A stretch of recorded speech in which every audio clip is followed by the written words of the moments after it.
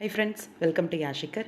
நம்மளோட ஆஹா கல்யாணம் சீரியல் 500 எபிசோடோட ஸ்பெஷல் செலிப்ரேஷன் நடந்துச்சு அப்படின்னு சொல்லியிருந்தேன்.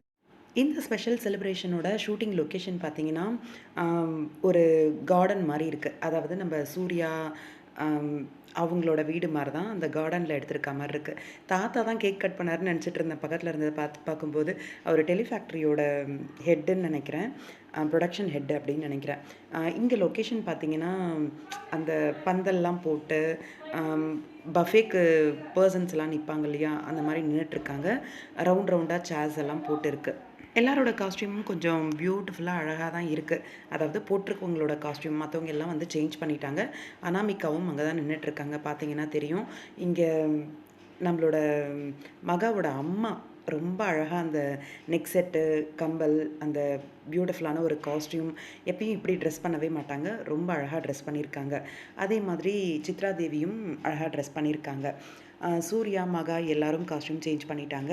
இதெல்லாம் பார்க்கும்போது பிரபாவோட மேரேஜ்க்கு நிற்கிறதுக்கு யார் காரணம் அப்படின்னு கண்டுபிடிக்கிறாங்க இல்லையா? அந்த பர்சன் யாருன்னு கண்டுபிடிச்சதுனால இந்த ட்ராக் வருதா அப்படின்ற ஒரு டவுட் இருக்குது. இந்த ட்ராக் மீன்ஸ் எனக்கு தெரிஞ்சு நம்ம பிரபா அண்ட் விஜய் இவங்களோட ரிசப்ஷன் ட்ராக்காக இருக்குமோ அப்படின்ட்டு. ஏன்னா சடனாக தானே தாலி கட்டுறாரு பிரபாவோட கழுத்தில் விஜய். யாருக்குமே வந்து தெரியாது இவரை தான் மேரேஜ் பண்ண போகிறாங்க அப்படின்ட்டு. அதனால் ஒரு ரிசப்ஷன் மாதிரி அரேஞ்ச் பண்ணுறாங்களோ அப்படிங்கிற மாதிரி தோணுது.